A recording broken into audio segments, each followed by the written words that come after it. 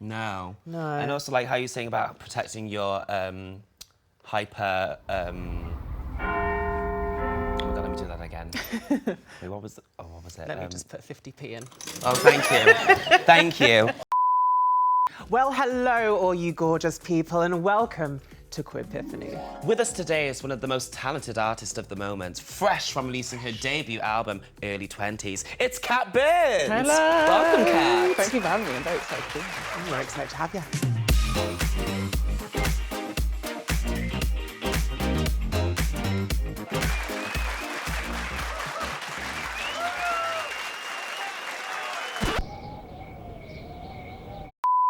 Right. I think it's time you have a little drink, don't little you? Let's do it. Cheers, babies. Cheers. Ooh, Eyes. eyes, Cheers. eyes. Oh, chin chin. Fabulous. So, Kat, what was your Queerpiphany? My Queerpiphany was Are You the One, the queer edition. Gorgeous. And can you briefly explain to anyone at home who might not know what the show is about? Well, the straight edition of the show was 10 single guys, 10 single girls go into a villa and the producers, essentially, or the love gurus, whoever the powers that be, decide who their perfect match is within that house, and their job is to go into that house and figure out who their perfect match is. So what was exciting about the queer edition of that was anyone could date anyone, but the same kind of issues in the straight version existed in the queer one, which was people would get together straight away, be like this, and then people would be like, well, you're stopping. Actually, we're not vibing. Yeah. And Going then for what they want, not what they need. Yes. Exactly. It was really groundbreaking for the queer edition to happen when it did, because there were like 7 seasons of Are You the One already that people loved. They need to do a season 2. Yes. Give us more. Paramount. We want more. Give us more. Give us another season of Are You the One queer edition, please. Boom. Please. Because it was just so good. What was life like for you then when you were watching Are You the One? I was boy crazy. Oh. No. Well, we've all been there. Honestly, I think to myself, look at me now, and I think, how could I have ever liked a man? Who which was I I? didn't. Who was I? So I watched it back in 2019, and I was not out then. Right. But I definitely had such like a fixation with the show. Like when I was watching it, I loved all the women on there. And would like daydream and just have lots of very gay moments simmering. Yeah, sometimes you need that little push Exactly. in the right direction. Exactly. Still to this day, it's like my comfort show. I'll watch it. Oh no, just rewatch it. reruns, Yeah. reruns. We Over all and have over that and show. over. Reruns. We Over all and have over that and show. over. Reruns. We Over all and have over that and show. over again, yeah. It just made me feel seen in a way, even though I wasn't out. It was like a real like comforting thing to watch. People just exist loudly Yes. in a space that everyone was made to feel safe in that space. You didn't And feel no one- alone. Yeah, exactly. There were so many different types of people on there. Pre-coming out, I didn't know enough about the queer community, I feel like. But there's so many avenues, there's so many branches in So the tree. many, yeah, and there were different, like there were non-binary people on there. Like a good entry point into Exactly. the community. And it was just really beautiful to see loads of people who might have come from like small towns and they have an idea of what they're attracted to, and then meet someone who is nowhere near what they thought they'd be attracted to, and then watching their love develop and just seeing their hearts open and their minds open. It was just really and like not being so like black and white, you know, just not just Yeah. lesbian, not just gay. yeah, exactly. Spectrum. Exactly. It wasn't so strict. Did you have like queer friends in your friendship group? Funny enough, we all then came out like kind of around the same time. Right, yeah. We were all straight during school, and then we kind of left school and we were just kind of like, are we gay? That's so nice though, like coming to a realization with people that you Yeah, love. you can kind Like, of that's so come special. out together. Yeah. And thinking back to then, and like now, we're having a lesbian renaissance. There's so many incredible people out there, like yourself, Chapel Roan, bringing queerness for women into the mainstream, which is way overdue. Absolutely, and I just want more people to include black lesbians in this renaissance. Did you hear that, ladies and gentlemen? Thank Black you. lesbians, mama. Let's go. Yeah. So apart from either one, you know, helping you along the journey of finding your queerness, is there anything else that it instilled or inspired in you? I think it did actually give me the confidence to come out. Again, in hindsight. So I remember after watching it, I went out with a queer friend of mine, and I still wasn't out yet, but I got drunk and I was like, sometimes I have gay thoughts, but I'm not gay. Of course. She was like, it's okay if you are though. And then I still kind of pushed it to the back of my head, but then I was still watching Are You the One? Your subconscious was like, let it out! Yeah, literally. And then lockdown happened and it just got yeeted to the front of my brain. And I was like, oh, yeah, no, I am not a straight woman at all. Yeah. It's interesting, isn't it? We seem to see that come up a lot with girls, especially about their coming out or their realization of their queerness kind of being almost delayed. Why do you think that is? There's basically a document that most lesbians have read called Am I a Lesbian? It's like a 30-page document. The Masterdoc. Yes, it's very thorough and it talks about compulsive heterosexuality, where you kind of unpack, do I actually like men? Or have I just been conditioned to like men, like through society?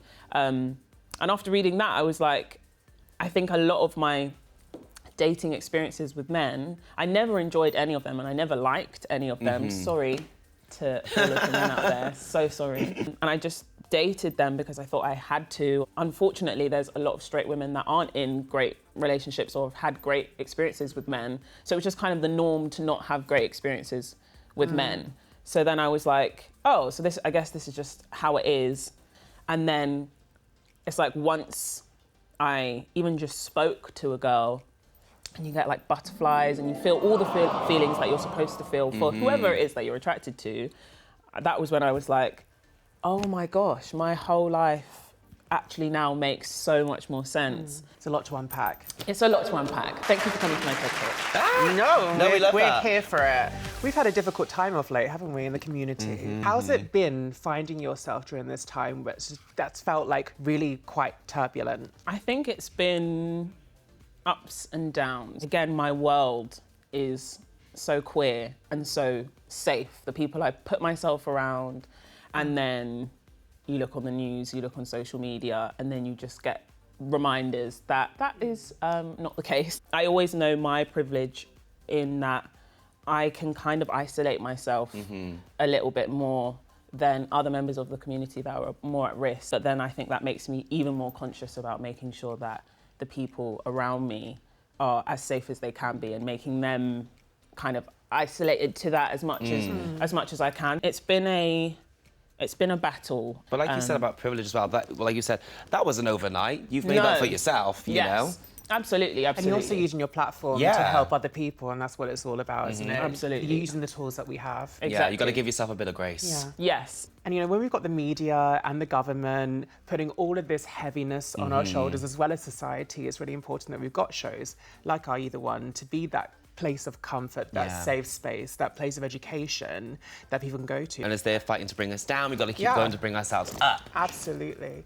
I would like to know what you've got to say to these people. Oh, yes. Straight down camera one. Straight down there, mama. Go for it, girl. Address them. Tell them off.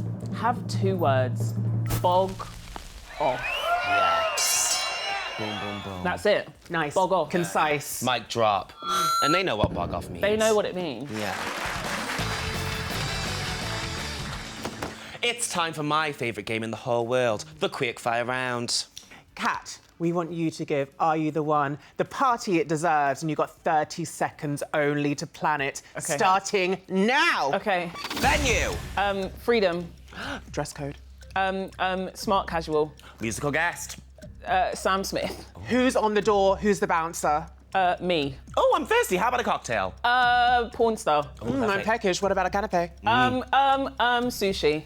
Secret password to get in. Gay. Oh, what time are we getting there? What time does it start? 11 o'clock. What time does it end? 4 a.m. Where's the afters? Time's up!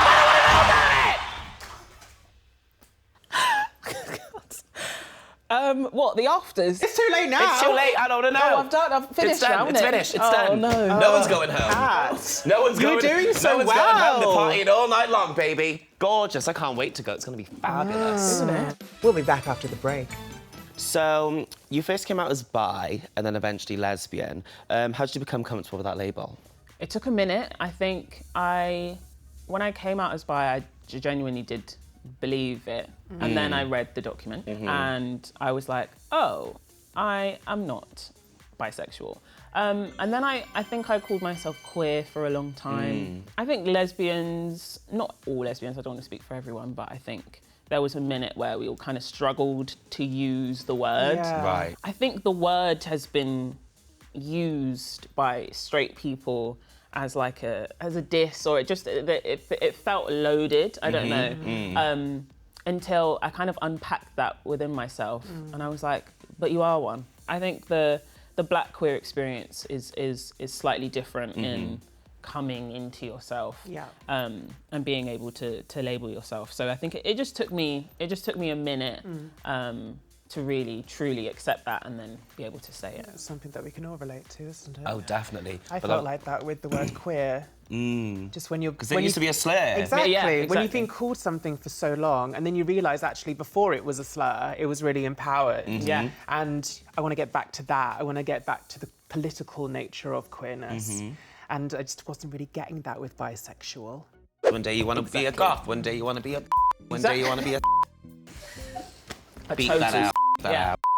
When I was growing up in Newport in South Wales, like I was running around in flamboyant outfits and there was people driving around rolling down their windows like gay, and I was like, yeah, I know. Like to me, it was not like, you're not telling me something I don't know. Yeah. When you find that in yourself, you know, these labels, and that there's actually no power really behind it if you're accepting of that and you know that in yourself. Yeah. It's kind of, it can just roll off your back. It just obviously takes time. Absolutely. If nothing can rock you if you've already acknowledged and accepted If there's it no within hole to yourself. penetrate, baby, Exactly. you can't get to me. Exactly. Not, you know. So elegantly said. You know what I mean, though? Like, you know, this. You No, can't yeah, for puncture that. You can't sure. puncture this balloon, darling, No, because I know absolutely. myself and I'm all good. And also you've when you accepted love it. it, it's like, well, you're highlighting something that I love. Yeah. And like, I don't wish to be straight. No. God, what a boring life. Right, Oh what my a sad God. life, Oh, what Jane. a sad little The life. grace and decorum of a reversing dump truck. Hey, they can't help it. They can't. No, Yeah. They can't help it. They can't. Bless them. Can we talk about desire? Because speaking as a queer woman, my desire for men is almost like more validated by society than my desire for women. I feel like we're conditioned to like men, regardless of whether or not you're a lesbian or a straight person or a bi person. So recognizing your desire or like want for a woman is just like a very different experience. Can we talk a little bit about that, please? Oh, that's a good question. I think social media played a real big part. I think I would like scroll a lot on TikTok and stuff, and then I would see other queer women. I think with queer women, they radiate an energy that is just very inviting. And then for me, that was all I needed to be like, oh my gosh, I like this. The algorithm doesn't lie. No. You know, it will show you what you want to see. There was one video once and it just said, you are gay. And I went, It'll get you together. The algorithm it really knows will. before you know. Yeah. I love how candid you are about your experiences. oh, thank you. But contrasting from 2019 to now, what are the biggest changes with expressing your identity and coming into yourself? One of the biggest things recently that I've realised is I feel more confident and comfortable to be more affectionate in public. I think back in my first relationship, I really struggled with that. I felt really nervous and really scared. And I think for me, the added layer was being a Black queer person. Do you feel like that vulnerability's bled into your music as well? Yeah, I wear my heart way more on my sleeve. It's made my music, even the new music that I'm writing now, just even more vulnerable than And it it's must be ever so been. therapeutic as well to let that out into your lyrics. So therapeutic. It's been really nice just to just be even more honest and be like, oh, if I want to make a song about liking girls, let's just make it. And I mean, obviously you put all of this into your album. I mean, it's obviously amazing. You've had glowing reviews, nominated for amazing awards. Tell us more about that. Yeah, I can't believe it. Yeah, early 20s, it got nominated for a Mercury Award. Oh, let's celebrate that. Which is crazy. And it was just a project that I worked really, really hard on and was super vulnerable in it. And it tells stories of my own, but also like close friends of mine who had kind of gone through really long-term breakups and just like really trying to encapsulate life in your early 20s. So for it to be recognised on that scale is just amazing. And it was, yeah, it's lovely to be part of the conversation. So when promoting your album, early 20s, you posted a TikTok saying, I am black, I am woman, I am gay, I'm neurodivergent. That's a quadruple homicide, mama. Bam, bam, bam, bam. Yeah. How important it is for you to proudly represent those 4 things? Super important, really. I think, yes, I was hit with a quadruple homicide of struggle. But I think it's because I hit quite specific groups. That probably don't get their, you know, their platform. No, exactly. So The I light think shone on them. No, exactly. And specifically with the neurodivergent community, I get a lot of messages from people, especially like parents with children who are on the spectrum, who are just like, it's really nice to see you existing the way that you are, because it shows my child that they can, once we get them the help and the support, they can achieve their dreams the same way that you are. I don't want to represent, because I think there should just be more. Yeah, you're helping people feel seen, you know? Yeah. So I think it's nice. It's nice to help people feel seen and showcase different groups that I am a part of. I think the intersectionality of your experiences is really important, especially when, you know, girls are less likely to be diagnosed as neurodivergent less early. Absolutely. I think people are learning and realising, especially with intersectionality, I'm not one before the other. Right. I'm everything at once. And I think sometimes we'll be like, oh, well, you're black before you're gay. Or it's like, No. I'm How just... can that even happen? Where's the math? Like, Gay down here and I'm black up there. Exactly. So I'm everything and all.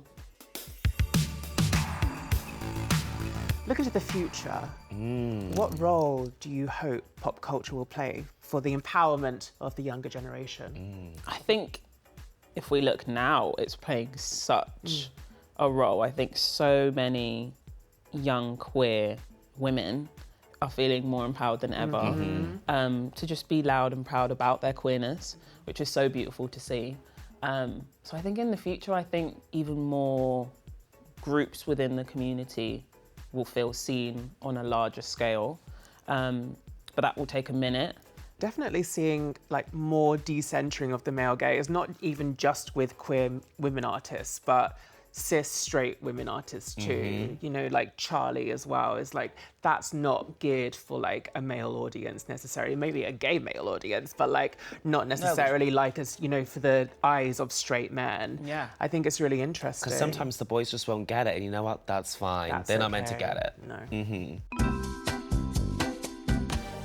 It's finally the time that I know that you've all been waiting for. It's time for Kat to enter Are You the One into the LGBTQIA. Otherwise known as the legendary giant book the Queerpiphanies are immortalised in for always, if you're nasty. Kat, please take it away, babes. I would like to thank Are You the One for being my Queerpiphany, because you helped me come into myself more than I could have ever realised. I learnt so much about myself and the queer community, and it was just so much fun watching queer people be messy. So, thank you. Stunning. Gorgeous. And lucky for you, if you want to watch Are You the One, the queer edition, you can watch it now on Paramount Plus. Where you can also watch Queerpiphany Season 1 and 2. Well, thanks so much for coming down to see us, Kat. Oh my gosh, thank you for having me. It's been a joy. Thank you. Now, we know that you've been Brit nominated, Mercury Music Award nominated. Yes. But have you ever got one of these? Oh. Just for you. You've won it, baby. How's that feel? You polished it up. Yeah. It feels really, really good. I can tell Yeah? you're so happy about it. I love it. Yeah? Thank you so Gorgeous. much. Well, it's been absolutely gorgeous having you here today, Kat. Oh my I think we gosh. should have one more little drink. All right then. Oh, Cheers. chin chin, darling. To you. Ah, Mwah. to you. Love ya. Thank you, darling. And if you've been impacted by anything we've discussed in this episode, or you just want a little bit more information, visit the sites on screen now. And if you fancy it, you can make our dreams come true and like and subscribe.